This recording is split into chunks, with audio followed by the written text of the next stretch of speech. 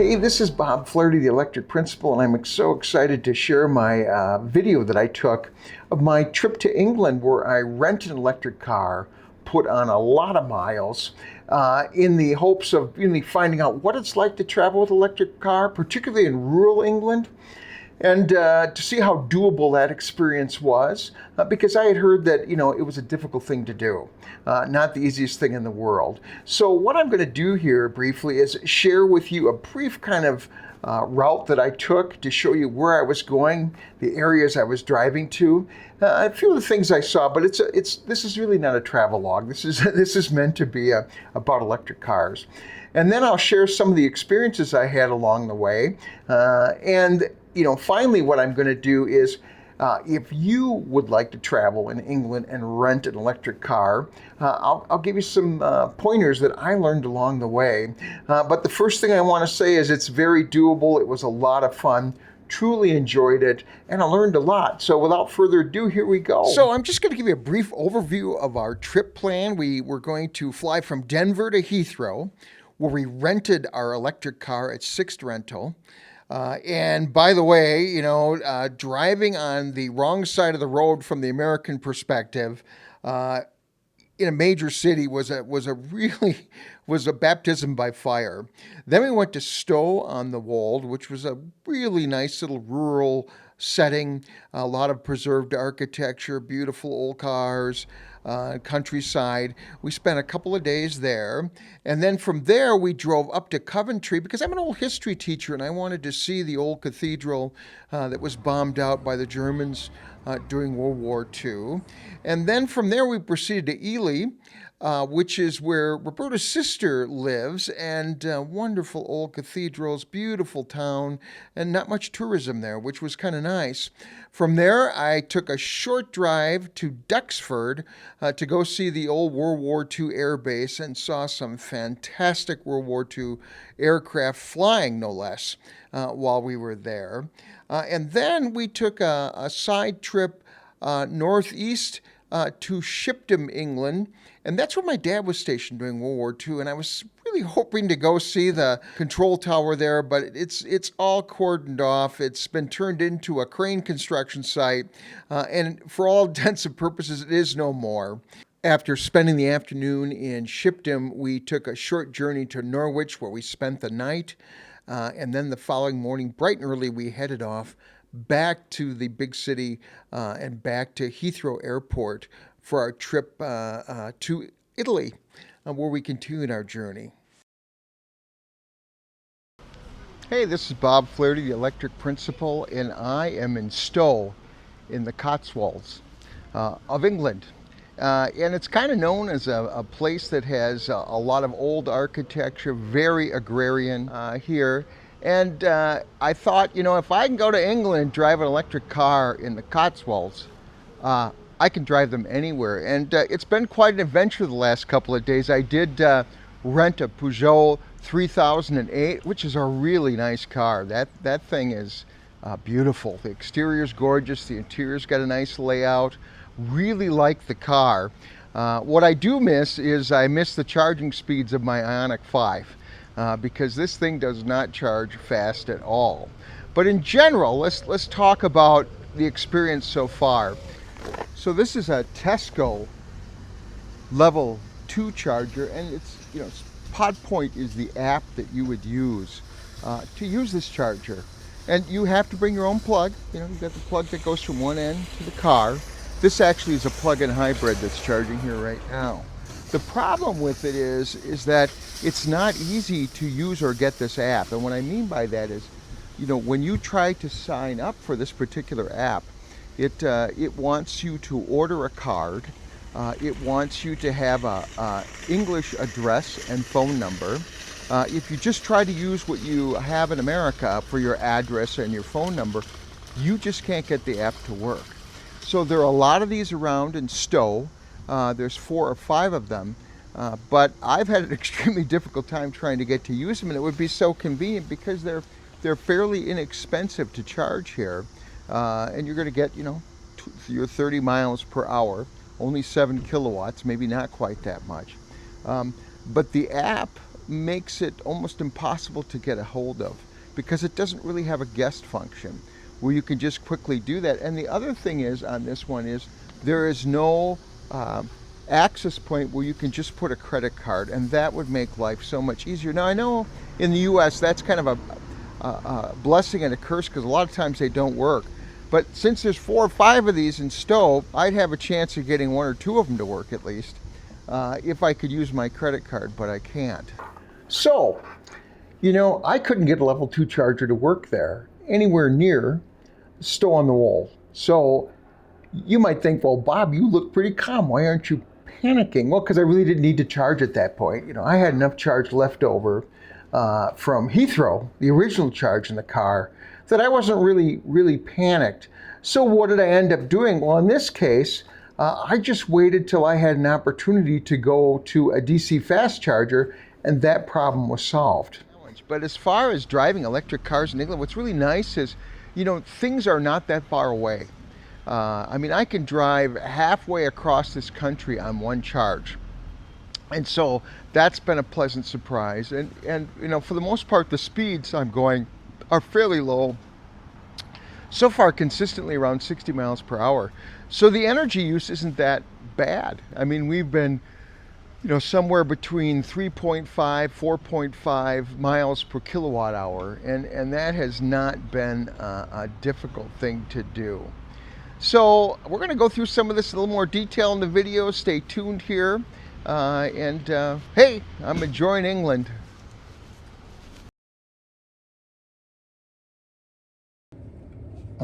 Roberta's now had a couple days of driving, right? And when we first started driving, we were only going about half speed, right? We'd go maybe 40 miles in the 60 zone sometimes. And I know that my British and English followers will say, you Americans are the problem. Well, we admit it. But the roads are so much narrower, and there's no shoulder on any of the roads we've been on. And so it's a little nerve-wracking being on the right side of the car and being in the left lane and kind of trying to see what's going on, right? Yeah, trying to see where your wheels are. Yeah. And this car is very wide. Yeah, it's not the narrowest vehicle in the world. So that's kind of where we're at. So the rest of the story here is that, you know, when Roberta says the roads are narrow and the car's too wide, she's exactly right. And, you know, no problem on the M system, the big interstates version in England, no problem at all. But those side roads, those country roads with 60 mile an hour speed limits, when a car was coming towards you and you were on the left side of the road and you're heading down the path, you know, in the right side driver's seat, you felt like maybe you were going to hit that car coming at you. And the truth be told, you'd compensate by going towards the left to the shoulder, or really lack thereof. There is no shoulder. And so once in a while, you'd hit that edge and you would feel it, especially when you're the passenger sitting right next to that edge on the left-hand side. And to be honest, my blood pressure, and I'm sure Roberta's was as well when I was driving, just kind of goes through the roof. I would use the word terrified sometimes, to be honest. I mean, I would have to say there were times where I was slightly terrified that we were going to go off the road. And you're saying, oh my gosh, we cannot take this car off the road. You know, we got to stay on the road. So that took a bit of getting used to. And once you get used to the angles that you're seeing when you're driving, it's fine. But go get yourself a small car, right? I mean, there's a reason the Brits drive little tiny cars, right? That are half the size of ours. And I think one of the reasons is because the roads are so narrow. You know, you can't replace every single road in England and make them wide with these areas on the side of the road that are 6 feet wide, like in the States. So you got to get used to that. Drive a smaller car. Boy, if I was going to do this again, I would have gotten a Volkswagen ID3, a little tighter, a little smaller. It would have been perfect. So one of the ways you get to the charging menu, it's kind of in the middle of the car here, is you just slide this over and it gets you to applications. Touch that. And once I'm there, I can look up on the screen and it gives me a new set of choices up here. So we're just going to push energy. There we go. And it's going to kind of give us what we have here. We can just kind of go through the menus here, the history. All right, since last start, we did 3.8 miles per kilowatt per hour. And considering at times we were doing, pretty high speeds, that's not bad. But let's look at 30-mile range. That's actually overall 80% history we want. Down here, 30 miles. 3.8 that's pretty darn good, because that's all today's driving. And I'm pretty impressed with that, considering some of the speeds we were reaching. It seems like the car is pretty efficient in England. So we stopped in Kettering, and we have 54 miles to go till we get to Ely. And that's where Roberta's sisters live. So we have, 101 miles to go, but this is the closest fast charger to Ely. Except if we head south down to Cambridge, then we have a couple others. So we're going to make a stop here. The car doesn't exactly charge as fast as a Demon, but we're gonna put it in a good chunk of fuel so that when we go visit her sister, we have no worries about fueling up. And sometime when we go and head down to Cambridge, we'll have fuel again. Now we're at 46%. We have 82 kilowatts. You'll notice this Tesla charger is different than others, right? Because first of all, the cord is the same, but the plug-in is a CCS plug designed for Europe. Right now, we're at a whopping 87 kilowatts. That's said with some sarcasm, because we're at 47%. And we put 1.6. And once again, we are charging a little earlier than I normally would, because we want to have plenty of fuel in the car when we get to Roberta's sister's house in Ely, England. So all going smoothly, but not quite as quickly as I would like. So that the charging isn't blazing hot here at 61%. We're at 50 kilowatts. But the good news is, and the reason I'm using Tesla chargers, I usually don't use them in the States, is because it's really easy to use here. My app that I have that works in the States also works here. I don't have to download another app. I don't have to look for a European version, which I can't because my phone is hooked up into the US App Store. I don't have access to those things right now. And somebody out there smarter than I am is probably saying there's a way for me to do that. But right now, I'm just using the Tesla chargers because it's simpler, even though it's painfully slow. Here, it's really part of a dealership because you've got cars parked here with Tesla. You've got a sign on the car that says you could pay £349 a month for 36 months, 8,000 miles, and 12 months you pay in advance plus VAT. But you don't have to drive that much here, and when you do drive, it's not that many miles. So I think 8,000 would do just fine. This is typical, right? We're cruising across here and we're trying to figure out where we're gonna go.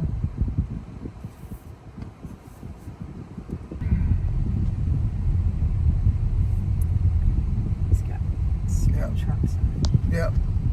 Trucks, dogs crossing.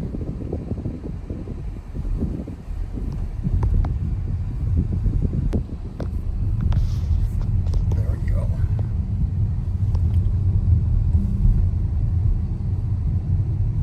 Lots of these bumps right here. Boom, boom. Okay. Now in 0.7 miles, we're just going to keep going straight here. At 0.7 miles, we'll take a left turn.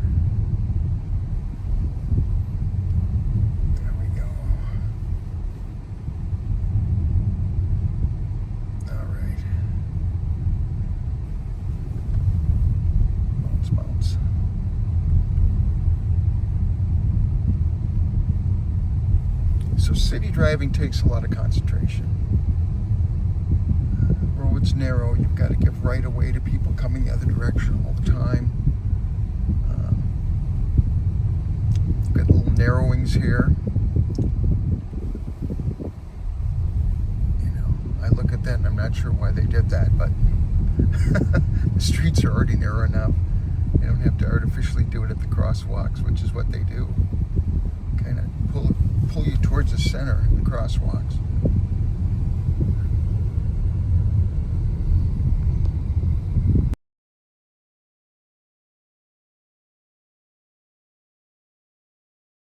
Hello.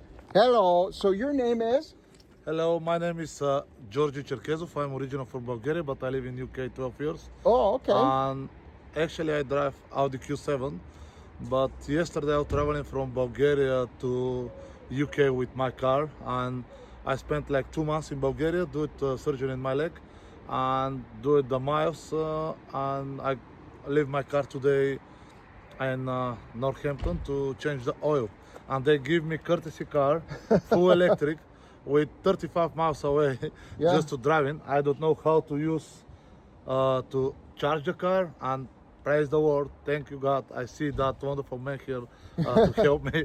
Yeah, and this is a Q6 he's got. I mean, they weren't cheap. They gave him one of the best electric cars you can buy, but as usual, they did not teach anybody anything about it. Nothing. So what we're going to do is use my Tesla app. I'm going to plug him in for a little bit, give him some energy, my good deed for the day, and then we'll move on. And so this is not unfamiliar in America either. Same situation all the time, especially with rental cars or cars that people are given as a loaner cars. Well, thanks. Actually, I have 25 miles to go to my home. If I don't charge the car, I can't go home. Yeah, well, he wants to go home. All right, so let's get going. First time he's plugged in an electric car. It's my first So we're at a time. Tesla charger. We're plugging it in. Oh. Push it in all the way there. Make sure it clicks. Yeah, Yeah, that's good. All right. Now we're going to see what's happening over here. We'll come on this side, and we'll take a look and see if we have magic. Okay, it looks like it's communicating. And so we're going to give him about 10 minutes of charging. There we go, 1 kilowatt. That's not Okay. fast yet. 13. Do I hear 25? Let's see how fast this thing goes up to. Okay. Yeah, Okay. now we're starting to cruise a little bit. But my little Peugeot 3008 could not charge anywhere near as fast as this thing, because he's already at 117 kilowatts, and that Peugeot has never charged that fast. But he has got a super cool Q6. So tell them they gave you a nice electric car, but they got to tell people how to charge it if it's empty. Yes, that's true. Right. And so right now he's already got almost a kilowatt in there. So we're just gonna wait about 10 minutes and we'll get him some miles and away we go.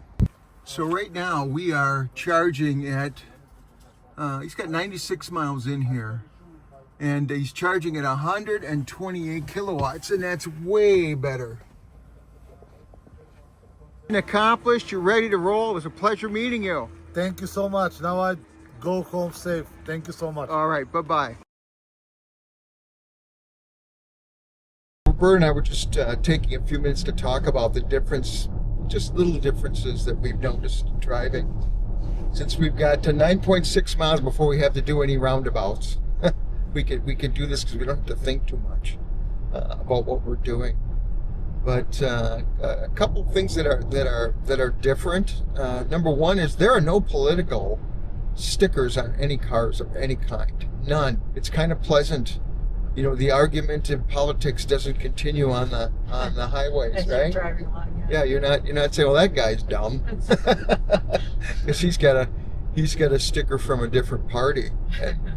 And Roberta noticed something about the license plates. Yeah, there's no vanity plates, so which I kind of miss because it's fun to see people's, how they form words and express themselves. And there's 7 or 8, well, it's like 7 letters on license plates. So, I think England's missing out a source of revenue there for vanity plates because there's a lot of words you can form with 7 letters, and it would be fun, but no one has one, so I don't know why that is. There are, like we've talked about before, we haven't encountered any accidents, and I think in America we would have accidents for sure.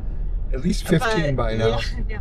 And although it's confusing because there's so many winding things and roundabouts and ways to go but people either know their way very well, but no one seems to change their mind and have to wedge in like certainly I do back in America. I maybe in the left lane and then think, oh well, I really think I should duck in here, so I rely on people to let me in to change, and I've seen none of that. There's no backups, and with very few traffic lights and certainly none that are long, there's no line of cars waiting at a light and then having to go quickly to beat the light before it changes again.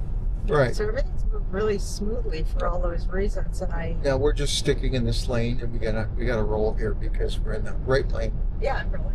Yeah. I'm, you Do know, 70 here. I'm doing 69. Yeah. I'm doing 73. But I know people are hanging behind us, and I'm sure they're saying, "Why don't you get in your lane?" Well, they haven't honked at me, nor will they. So we'll see how many cars pass us now that we're doing the speed limit.